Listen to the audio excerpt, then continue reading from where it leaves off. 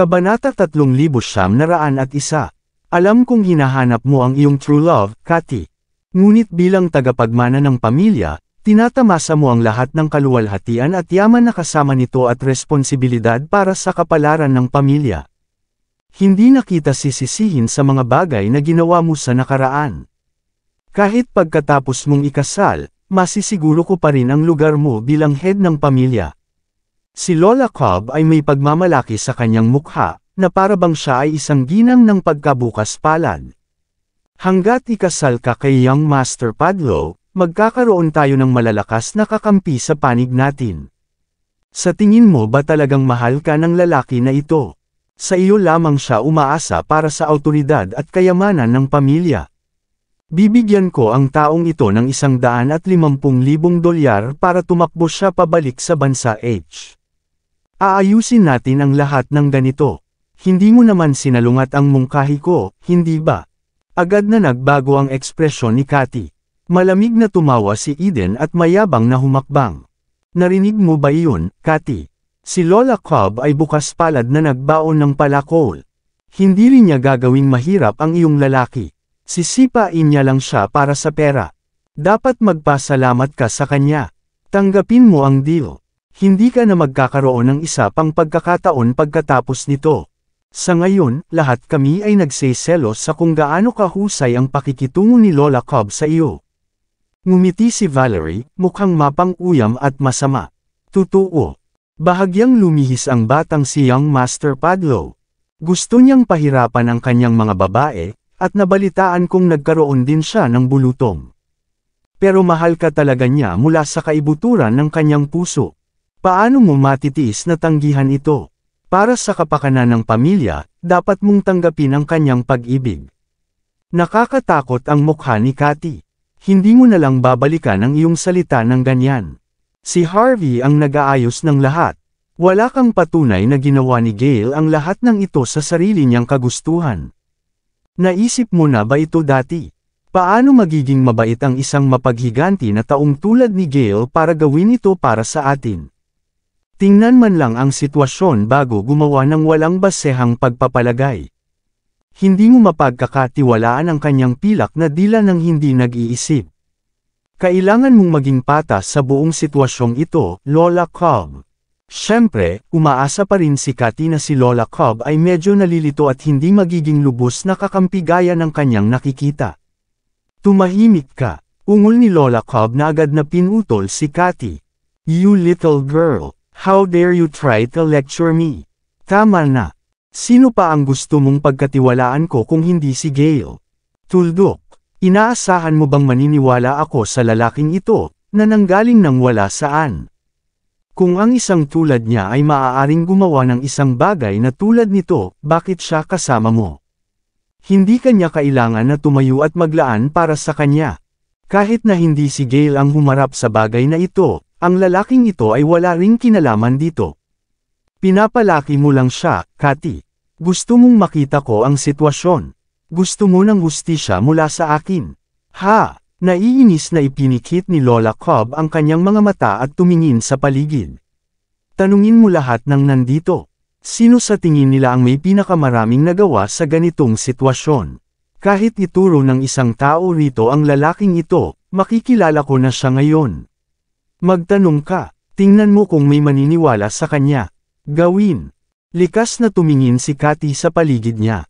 Ang mga miyembro ng pamilya ay malamig na tumawa, ang kanilang mga mukha ay kahabag-habag at masama. Enough lukang, Cathy. Walang maniniwala sa dumi na iyon, tahimik na sabi ni Eden. Tanging isang walang muwang na tao na tulad mo ang maniniwala na ang isang walang kwentang lalaki ay makakagawa ng isang bagay tulad nito. Mayabang na bulalas ni Valerie.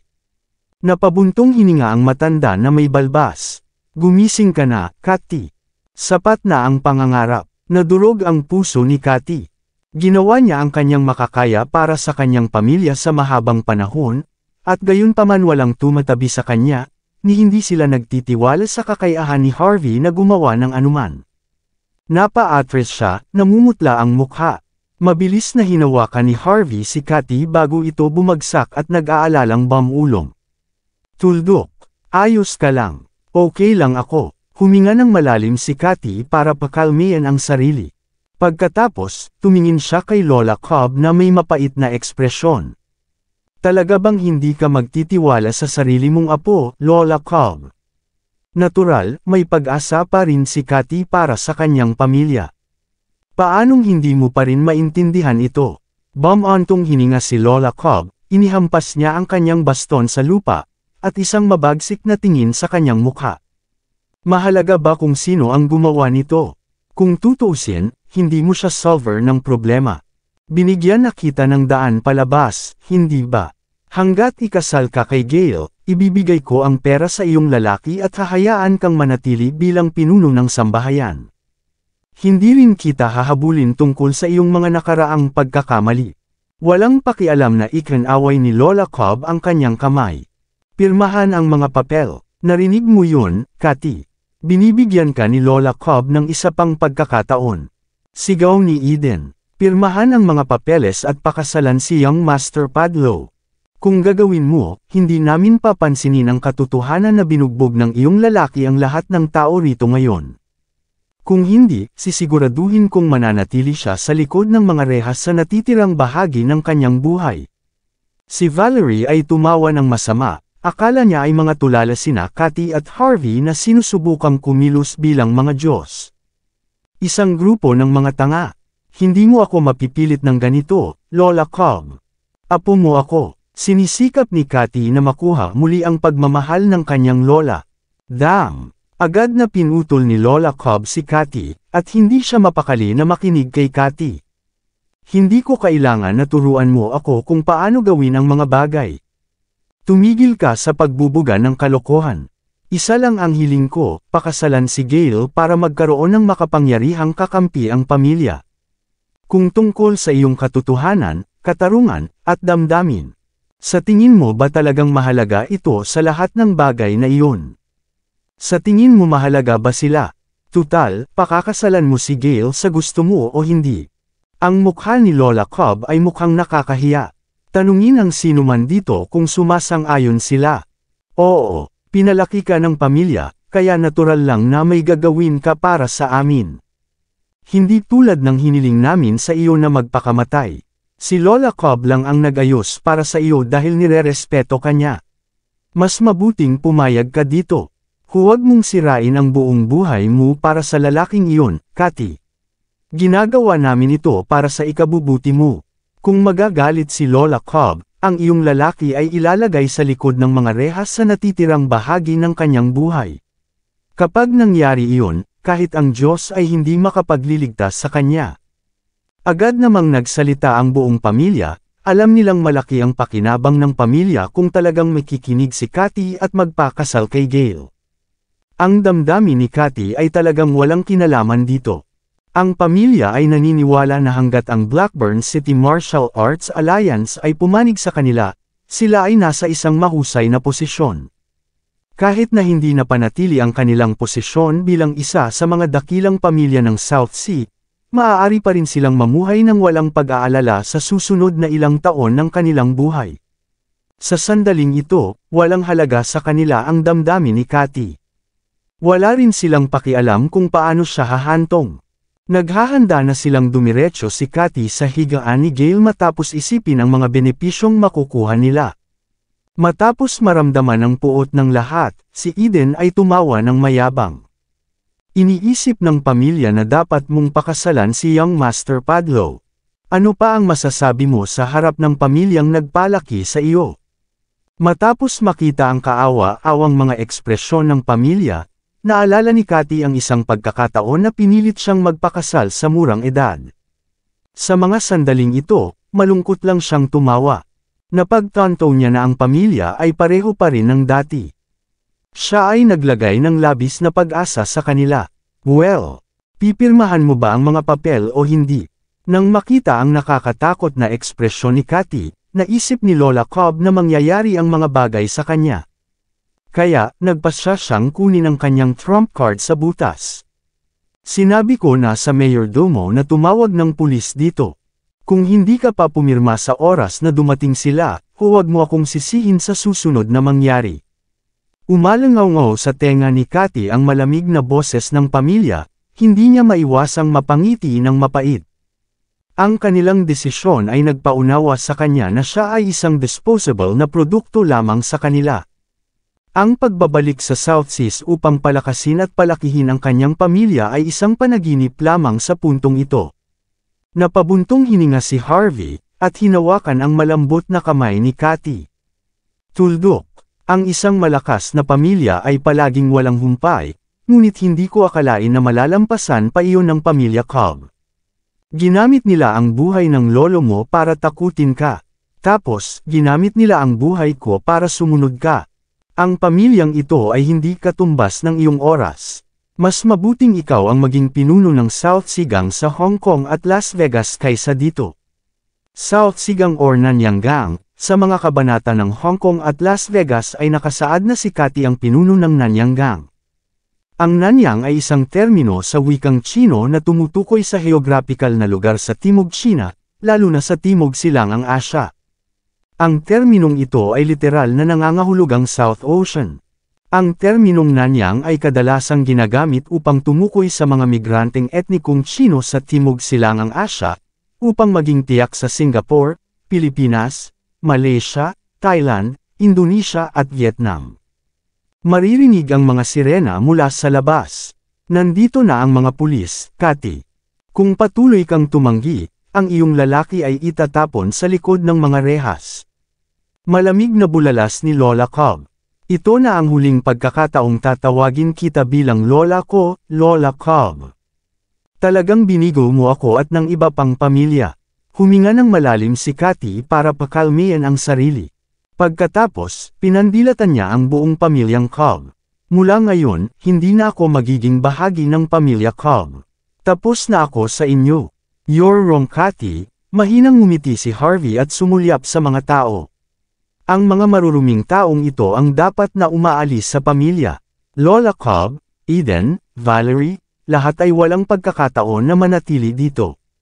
Ikaw lang ang may karapatan sa pamilya, Cathy. Ang mga taong ito ay ganap na hindi karapat-dapat. Hindi kami karapat-dapat. Natigilan ang karamihan, na makalipas ang ilang segundo, at nagtawanan sila. Sinamaan nila ng tingin si Harvey, sa pag-aakalang tulala lang siya sa sinabi niyang iyon. Daan-daang tao ang tumayo kasama ang Cobbs, habang si Cathy ay nag-iisa. Naglakas loob siyang tawagin kaming hindi karapat-dapat kapag siya ay nag-iisa. Galit ba talaga siya? Napatingin ang lahat kay Harvey na para bang tulala ang tingin nila. Tutal ang matinong tao ay hindi magsasabi ng ganyan. Ang mga babae mula sa pamilya Cobb ay nakapikit kay Harvey. Right after that, humagalpak sila ng tawa habang umiiling. Ito ang unang pagkakataon sa buhay nila na makakita ng taong ganito katanga. Sa mata ng pamilya, si Harvey ay walang iba kundi isang payaso. Natigilan si Cathy at tinignan niya si Harvey na may pagtataka. Wala talaga siyang ideya kung ano ang ibig niyang sabihin. Napangiti na lang si Harvey. Cathy, hindi nakadepende sa numero ang pagkakaroon ng pamilya. Depende kung gaano kalakas ang isa. Dahil walang sino man dito ang karapat-dapat sa pangalang Cobb, hahayaan kitang bumuo ng sarili mong pamilya dito sa Blackburn City, mag-iisang pamilya mo ang may pangalang Cobb. Nanginginig si Cathy, mukhang nalilito. Gusto rin ito ni Elder Cobb, malumanay na dagdag ni Harvey. Dahil doon, nagngangalit si Cathy sa determinasyon. Tama, gagawin ko. Maya-maya pa, maraming inspector ang lumitaw. Pumasok ang butler ng pamilya Cobb, kasunod ang mga armadong inspector. Lumapit sila, at inilabas ang kanilang mga baril na may malamig na ekspresyon. Malamig na tumawa si Lola Cobb sa nakakatawang pag-uusap ni Cathy at Harvey. Tigilan mo na ang pagbubuga ng kalokohan at kahihiyan. Ang tanging pamilya na nagngangalang Cobb. Wala kang karapatang sabihin yan, Cathy. Dahil hindi mo mapapahalagahan ang pagkakataong ibinibigay ko sa iyo. Itatapon ko muna sa rehas ang lalaki mo. Maaari mong pag-isipan ang iyong mga aksyon pagkatapos nito. Tingnan natin kung susunod ka o hindi. Sa tingin mo ba malambot kami sa pagiging malambot mo? Mabangis ang mukha ni Lola Cobb. Naniniwala siyang si Harvey ang pangunahing salarin na responsable sa pagpilit kay Cathy laban sa buong pamilya. Natitiyak niyang maaga o huli ay susuko si Cathy kung makukulong si Harvey. Ipinatong ni Eden ang kanyang mga kamay sa kanyang ulo nang makita niya ang mga inspector. Tama, nagkakaroon ako ng concussion ngayon dahil sa ganid na ito. Kailangan niyang pagbayaran iyon. Napakunot ang noo ni Cathy nang makitang papalapit ang mga inspector. Si Harvey ay natural na hindi makalaban dahil ang mga taong ito ay kabilang sa gobyerno. Ganun pa man, naiinis siya sa isiping ko kunin si Harvey nang walang masyadong babala. Labis siyang nag-aalala tungkol sa kaligtasan ni Harvey. Hindi mahalaga, magiging maayos din ako. Casual nang umiti si Harvey. Ngayon ang araw ng muling pagkabuhay ng iyong pamilya. Ito ay isang araw na dapat tandaan. Ang mga walang hiyang bastard na ito ay tuluyang maputol ang relasyon sa iyong pamilya. Tama na ang pagpapakitang gilas. Ito ay masyadong maraming makarinig. Isang babaeng inspector na may bilog na mukha ang tumingin kay Harvey ng masamang tingin. Kailangan mong sabihin sa amin ang lahat tungkol sa mga taong nasaktan mo pagdating natin sa istasyon ng pulisya. Maraming salamat sa lahat ng sumusubaybay. Please subscribe and follow my YouTube and Facebook channel, Pilipino Novel. Maraming salamat po. Kabanata 3905. Hindi pinansin ni Harvey ang inspector at tahimik na tumingin kay Lola Cobb. Maghintay ka lang, Lola Cobb. Wala itong kinalaman sa akin noong una, ngunit pinilit mong ipakasal ang kaibigan ko, at sinubukan mong lasunin si Elder Cobb, pagkatapos ay ipapakulong ako. Tatandaan ko ang lahat ng ito. Malungkot ang mukha ni Harvey. Kapag nakalabas na ako sa police station, babayaran kita ng 100 beses. Sisiguraduhin kong masisira ang pamilya mo, at gagawin kong mabali ang binti ni Eden bilang paghingi ng tawad. Si Harvey ay hindi gaanong interesado sa pagharap sa dumi na ito bilang si Eden na nag-iisa. Mas makabubuting huwag magmadali si Harvey sa paghihiganti laban sa isang pamilya tulad ng Cobbs. Gusto mong baliin ni Lola Cobb ang paa ko. Anong sinasabi mo ngayon? Napangisi si Eden, na mayabang. Kailangan mong mag-isip ng paraan para makalabas ka sa kulungan. Maiintindihan mo rin sa wakas ang mga kahihinatnan ng pagkontra sa pamilyang Cobb pagkatapos nito. Tahimik na umupo si Lola Cobb sa kanyang upuan, at inihampas ang kanyang tungkod sa lupa. Malapit ka nang lumuhad sa harap ko, Cathy, at ikaw Harvey, sabi niya, pagkatapos ng malamig na singhal. Walang sabi-sabing ngumiti si Harvey. Sinenyasan niya si Cathy na bumalik na sa villa at hayaan na ang iba. Si Cathy ay may malungkot na ekspresyon sa kanyang mukha, at alam niyang wala siyang pagkakataong makipagkasundo sa pamilya sa puntong ito. Ganun pa man, hindi pa rin siya tugma sa pamilya Cobb. Mahinahon siyang tumanggo kay Harvey, maya-maya, lumabas na siya para mag-ipon ng mas maraming manpower at asset. Naaalala niya si Julian na may mga koneksyon kay Harvey, at naiintindihan niya na dapat ay mayroon din siyang tao sa istasyon ng pulisya. Napagtanto ito, hindi siya masyadong nag-aalala kay Harvey. Makalipas ang kalahating oras, sa loob ng East Blackburn City Police Station. Umupo si Harvey sa interrogation room na may pagtataka, napakunot ang noo niya nang mapansin niyang kakaiba ang amoy ng kape sa harapan niya. Hinihingi ko ang lugar na ito. 3 beses na simula nang bigyan mo ako ng isa pang tasa. Ganyan ba talaga ang lugar na ito? Tama na, hinampas ng bilugan na inspector ang mesa, na mabangis ang mukha. Harvey, tama ba? Sa tingin mo ba nandito ka para magbakasyon? Sa tingin mo ba customer ka dito o ano? Naging makonsiderasyon na ako para dalhan ka ng kape. Bakit ka pa nagrereklamo? Sagutin mo agad ang tanong. Bakit ka nandito? Ang dami mong binugbog na tao. Bawat isa sa kanila ay kabilang din sa pamilyang Cobb. Alam mo kung ano ang mangyayari pagkatapos nito. Kung ang mga paratang ay napatunayang totoo, dapat kang nakaupo sa likod ng mga rehas ng hindi bababa sa ilang taon. Ang kalbong inspector sa tabi niya ay tumingin kay Harvey nang hindi sumasang-ayon. Huwag mong isipin na mayroon kang diplomatic immunity dahil lamang sa ikaw ay mula sa bansa H. Dito, wala kang karapatan. Kung sasagutin mo kami ng matapat, hindi ka namin paparusahan ng malupit. Curious na sumulyap si Harvey sa dalawang inspector. Narinig ko na ang mga pulis dito ay sumusunod lamang sa pera kaysa sa batas. Pakakawalan mo ba ako kapag binigyan kita ng pera? How dare you? Ang bilog na mukha na inspector ay namumula sa galit, at nakaramdam siya ng sobrang kahihiyan. Gayunpaman, natigilan ang kalbong inspector. Tumingin siya kay Harvey na may seryosong ekspresyon. Magkano ang plano mong ibigay? Napangisi na lamang si Harvey matapos makita ang seryosong ekspresyon sa mukha ng kalbong inspector. Sa wakas ay naunawaan niya na ang lugar na ito ay tunay na walang batas. Alam niyang hindi rin nalalapat dito ang katarungan at pagiging patas. Gayunpaman, hindi siya makakaramdam ng anumang pagsisisi kung maubos niya ang ilan sa kanyang mga koneksyon sa bandang huli. Pinaglalaroan mo ba ako? Nakaramdam ng insulto ang kalbong inspector matapos makita ang panunuyan ni Harvey. Hinampas niya ang mesa, at galit na galit. Binabalaan kita, bastard ka. Ang lugar na ito ay tungkol sa pagiging tapat at patas. E didimande kita ng paninirang puri kung patuloy kang nagsasalita. Ngumiti siya, mabuti. Hinihintay ko pa rin ang eksaktong mga salitang iyon.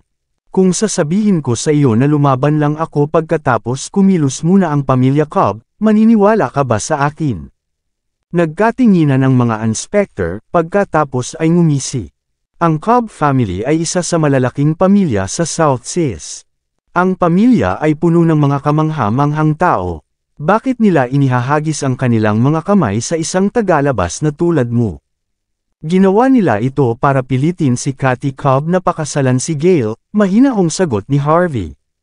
Napilitan siya. Nagpahayag ng disgusto ang bilog na mukha na inspector. Kilala mo ba kung sino si Gail? Siya ay isang sikat na young master sa Blackburn City. Hindi man lang mangarap ang isang tao na pakasalan ang gayong tao. Bakit kailangan nilang pilitin si Kathy? At saka, may kinalaman ba ito sa iyo? Lalong nairita ang bilog na mukha na inspector. Dapat nagtapat ka na agad. Ikukulong kita at hindi ka na makauuwi, tumawa siya. Bakit hindi mo munang siyasatin ang sitwasyon bago magdesisyon? Tinuturuan mo ba ako? Sigaw ng bilog na mukha na inspector na parang yelo ang mukha. Hindi na nag-abalang ipagpatuloy ni Harvey ang usapan. Ibigay mo ang phone ko. May tatawagan ako. Hindi na nag-aksaya ng oras si Harvey na makipag-usap sa mga inspector. Agad na nagdilim ang mukha ng kalbong inspector. Sagutin mo ng maayos ang mga tanong. Anong kailangan mo sa phone? Hindi ba pwedeng tumawag ng kaibigan lang? Mahinahong tanong ni Harvey. Hindi mo ba naiintindihan? Bago ako inakusahan ng isang krimen, may karapatan pa akong makipag-ugnayan sa sinumang gusto ko. Oh, alam mo ang batas dito, pero ginagawa mo pa rin. Sinuri ng bilog na mukhang inspector si Harvey bago ibinato sa kanya ang telepono. Ayan ang telepono. Iniisip ko kung sino ang tinatawag mong kaibigan. Malamig niyang sigaw. Walang sinuman sa Blackburn City ang makakapag-alis sa iyo sa sitwasyong ito. Sigurado ako dyan. Plano ni Harvey na tawagan si Julian para kunin si Inspector Fales, ngunit. Ha? Bakit ka nandito, Harvey? May pumasok sa pinto at napa-atras ng ilang hakbang nang makita ang mukha ni Harvey. Maya-maya pa ay may narinig silang nagulat na boses. Isang middle-aged na babae at isang batang babae ang bumungad sa kanila nang bumukas ang pinto. Ang mga inspector ay likas na tumayo. CEO Moreno. Miss Moreno. Napalingon si Harvey, at nakatayo si Ellen sa may pintuan. Hindi niya alam kung bakit siya nagpakita rito, pero maganda pa rin siya gaya ng dati sa suot niyang maikling damit na Chanel. Si Ellen ay muntik nang samantalahin ni Jace matapos niyang pilitin siyang malasing, ngunit iniligtas siya ni Harvey. Simula noon, hindi na nagkita ang dalawa, kahit lasing si Ellen noon, alam niyang si Harvey ang tagapagligtas niya. Ang pananaw ni Ellen kay Harvey ay ganap na naiiba mula sa dati, at hindi na siya tumitingin sa kanya. Ang babae sa tabi niya ay nakasuot ng business attire at gold-rimmed glasses, at mukhang nasa edad 40 na siya, ngunit kitang-kita pa rin ang kanyang payat na kurba at magagandang katangian. Gayunpaman, siya ay tumingin sa malayo at malayo, ang isang ordinaryong tao ay hindi man lang makapagtaas ng ulo sa mukha niya. Hello! Tumango si Ellen sa dalawang inspector bago naglakad patungo kay Harvey na may nalilitong ekspresyon. Bakit ka nandito, Harvey? Si Harvey po ito, inay. Siya ang bumugbog sa lahat para lang iligtas ako. Hindi nakipag-ugnayan si Ellen kay Cathy matapos siyang ma-discharge, kaya hindi niya alam ang anumang nangyayari sa pamilya Cobb. Bahagyang binago ng bilog na mukha na inspector ang kanyang ekspresyon, at sa paghasga sa tono ni Ellen, napagtanto niyang malaking tulong si Harvey kay Ellen. Si Ellen ay anak ni Noemi Moreno, ang pangalawang ina ng pamilya Moreno. Ganun pa man, iniwan siya ng sarili niyang pamilya dahil isa siyang illegitimate child. Sabi nga, kabilang pa rin siya sa isa sa mga dakilang pamilya ng South Seas. Ang isang inspector lamang ay hindi makakalaban sa isang tulad niya. Bago pa makapagsalita si Harvey ay sinundan siya ng mapanghusgang tingin ng babaeng nakasalamin ng ginto. Pagkatapos ay sinabi niya kay Ellen, ginagawa ng pulisya ang kanilang trabaho. Tigilan mo na sila sa problema. Ang babaeng iyon ay walang iba kundi si Noemi mismo. Dahil sa kanyang karanasan sa pag-aasawa ng isang hamak sa murang edad, hindi siya nakaramdam ng kasiyahan nang marinig niya ang kanyang anak na babae na nagsasalita tungkol sa kanyang tagapagligtas. Sa kabilang banda, mas maingat siya kaysa karaniwan. Napakunot ang noo ni Ellen nang makita niya ang mga kamay ni Harvey na nakatali sa mesa. Anong nangyayari dito, Miss Moreno? Mabilis na ipinaliwanag ng round-faced inspector ang buong sitwasyon bago pa man magkaroon ng pagkakataon si Harvey na magsalita. Sinaktan niya ang young master ng Cobb family. Siya ay masamang tao.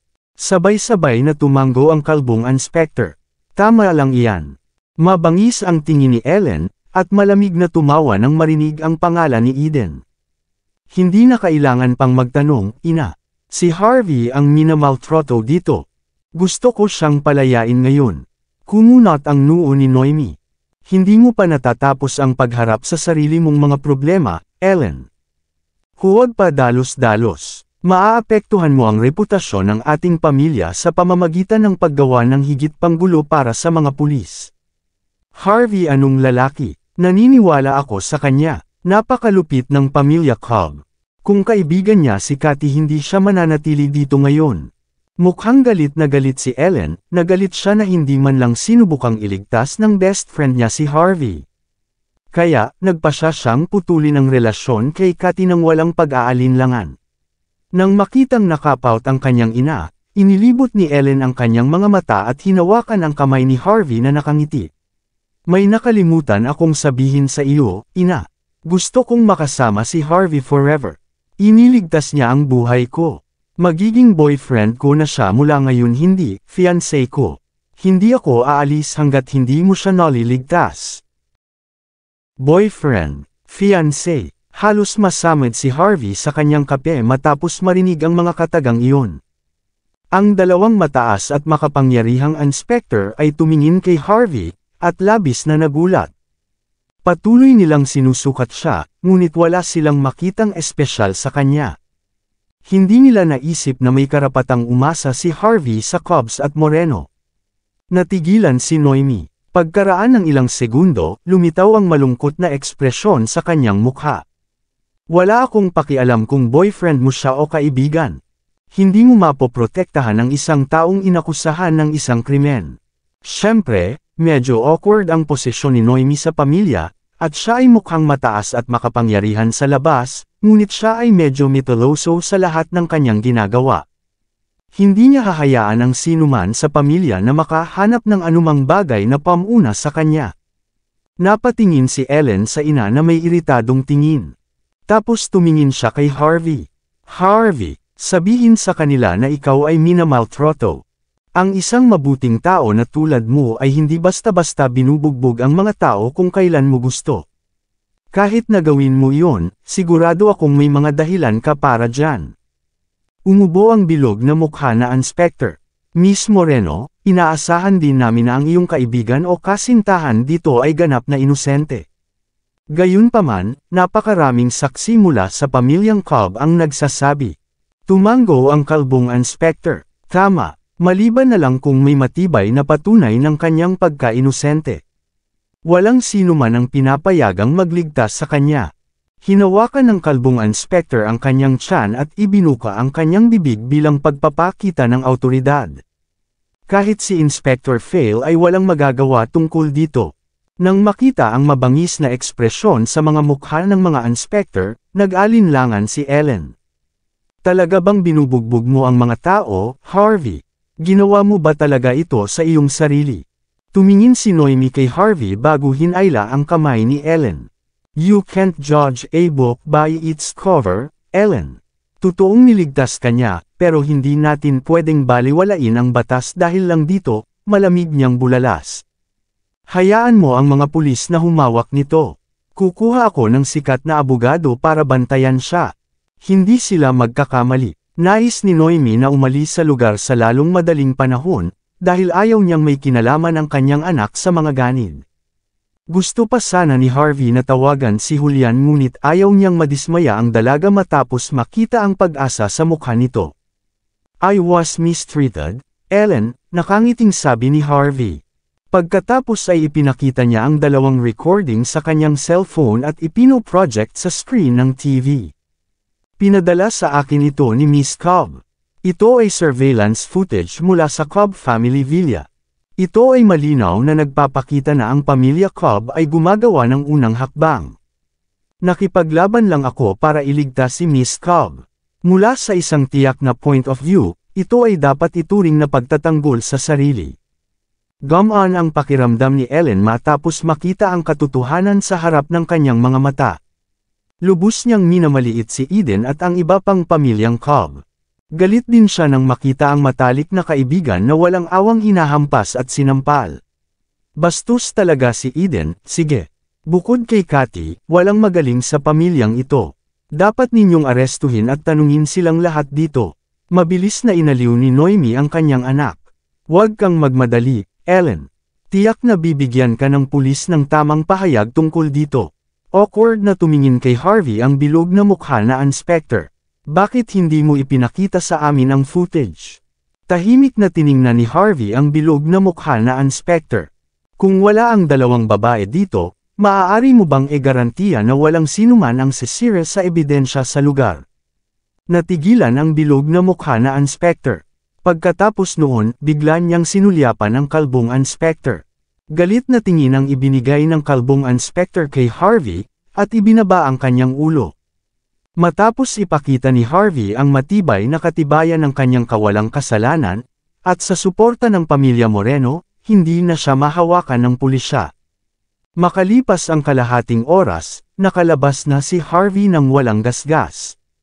Madaling umalis si Harvey sa lugar ng walang tulong ng mag-ina, ngunit tinapunan pa rin niya ng taos-pusong tingin ang dalawa bilang pasasalamat sa kanila.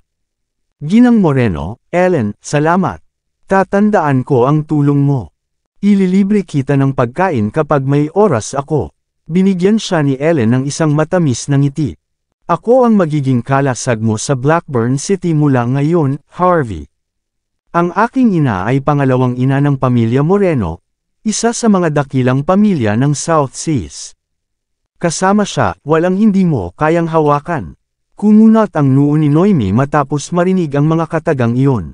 Malalim ang tingin niya sa mukha niya habang pinag-aaralan si Harvey. Pagkaraan ng ilang sandali, mahinahon niyang sinabi, huwag mong sabihin iyan, Ellen. Nagawa lang ni Harvey dahil wala siyang ginawang mali. Kahit gaano ako kalakas, hindi ako makakatulong kung talagang kriminal siya. Pagkatapos ng lahat, ang kapangyarihan ng pamilya ay hindi dapat gamitin ng ganito. Napangiti si Harvey ng mahinahon matapos maunawaan ang banayad na babala ni Noemi. Hindi niya gustong samantalahin si Ellen noong una. Kung ano man ang dahilan, kailangan kong magpasalamat sa inyong dalawa, nakangiting sabi ni Harvey.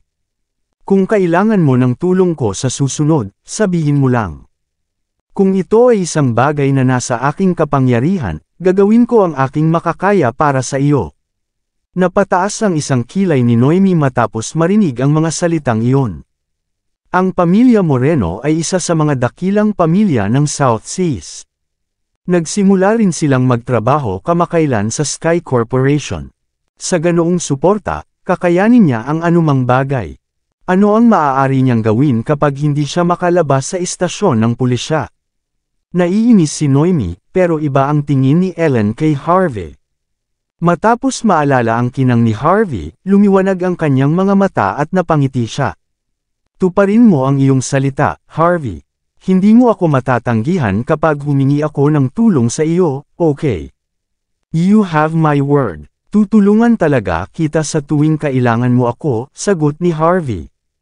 Kakaiba ang mukha ni Noemi matapos marinig ang pangako ng kanyang anak at ni Harvey. Tumingin siya ng malalim sa mga mata ni Harvey bago ngumiti ng mahina. Mabuti kang tao, Harvey. At least alam mo kung paano ibalik ang pabor. Mas mahusay ka kumpara sa maraming young masters dito sa South Seas. Gayunpaman, hindi titigil si Gail at ang pamilya Cobb pagkatapos mong tanggapin ang napakalaking pambubugbog mula sa iyo. Nasa likod mo si Cathy, ngunit kung siya lang ang iyong suporta, malamang na hindi ka mananalo. Kung may kailangan ka, tawagan mo lang ako. Inilabas ni Noemi ang isang business card na nagbigay ng mahinang amoy, at iniabot kay Harvey. Hindi siya interesado kay Harvey para sabihin ang lahat ng mga bagay na iyon. Sa halip, gusto lang niyang bantayan ang kanyang anak kung sakaling mapagsamantalahan ito. Kabanata 3910. Alam ni Harvey ang iniisip ni Noemi, ngunit wala siyang pakialam kahit kaunti. Likas sa isang ina na protektahan ang kanyang anak. Kinuha niya ang isang business card at itinago sa kanyang bulsa.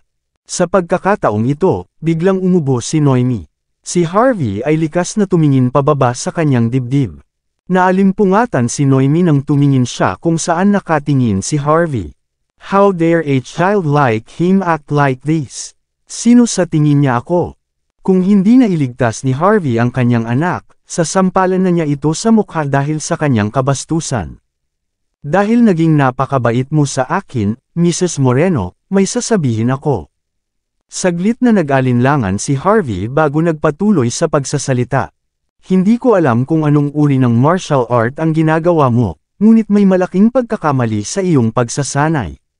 Mas mabuti kung huminto ka sa pagsasanay o isuko ang lahat ng iyong ginagawa. Hindi ka magtatagal kung hindi. Harvey, natigilan si Ellen, sa kanya naalala ang kanyang mahimalang nagawang pagliligtas kay Dean. Seryoso ka ba dito? Napaka-impress ni Harvey, Nay. Kailangan mong makinig sa kanya. Kinikit ni Noemi ang kanyang mga mata, at tuluyang bumitaw sa kanyang mga formalidad. Ganoon ba? Hindi ko akalain na may matalas kang mata. Totoong ilang taon na akong nagsasanay ng martial arts para lumakas ang katawan ko. Ibig sabihin expert ka na rin. Tumango si Harvey. Hindi ko sasabihin iyon, ngunit malamang na nasa parehong antas ako sa iyo. Nasaktan mo ang iyong mga baga mula sa iyong pagsasanay, kaya mas mabuting huminto ka minsan at para sa lahat. Kung hindi, walang paraan para gumaling ka kung may nangyaring mali. Maaari kang magpaskan sa ospital kung hindi ka naniniwala sa akin. Plano ni Harvey na alamin kung saan eksakto kung saan nasugatan si Noemi, ngunit tumigil siya pagkatapos makita ang maingat na hitsura sa kanyang mukha. Nag-alinlangan si Ellen, at gusto niyang makita ni Harvey ang kalagayan ng kanyang ina matapos marinig na nasa ganoong katakot-takot na sitwasyon ito. Gayunpaman, sa mahabang panahon, maayos si Noemi. Hindi alam ni Ellen ang sasabihin sa sandaling iyon. Alam ko, bawal na ituro ang mga pagkukulang ng iba sa kanilang martial arts. Huminga ng malalim si Harvey. Pero sinasabi ko lang ito sa iyo dahil kaibigan kita. Isa pa, tinulungan niyo akong dalawa. Hindi ko isasama ang sarili ko kung ibang tao. Hey, hindi ko akalain na magiging magaling ka. Hinawakan ni Noemi ang kanyang anak bago ngumiti ng tahimik. Sabi mo na sugatan ang baga ko, pero wala akong nararamdaman. Ako ay tumatakbo ng 6 na milya araw-araw. Gumagawa ako ng shadow boxing para lumakas din ako. Kung ang pag-uusapan mo ay tungkol sa aking ubo, iyon lang ang pagkakataon na ako ay umubo noong nakaraang buwan. Hindi mo sasabihin sa akin na alam mo na ang aking martial arts ay may kapansanan dahil doon, hindi ba? Sasabihin mo ba sa akin na alam mo kung ano talaga ang mali sa katawan ko, at alam mo rin kung paano ayusin ito? Kung talagang ganoon ka kahanga, sikat na sikat ka na ngayon. Bakit hindi ka pa rin sikat? Tumawa ng mapait si Harvey. Mrs. Moreno, mas madaling mapabuti ang iyong kalagayan habang maaga pa. Kung patuloy kang hindi huminto sa oras, wala nang makakatulong sa iyo. Sige, tama na. Pinapahalagahan ko ang iyong pag-aalala. Walang diretsyong sagot si Noemi, naisip lang niyang katawa-tawa si Harvey.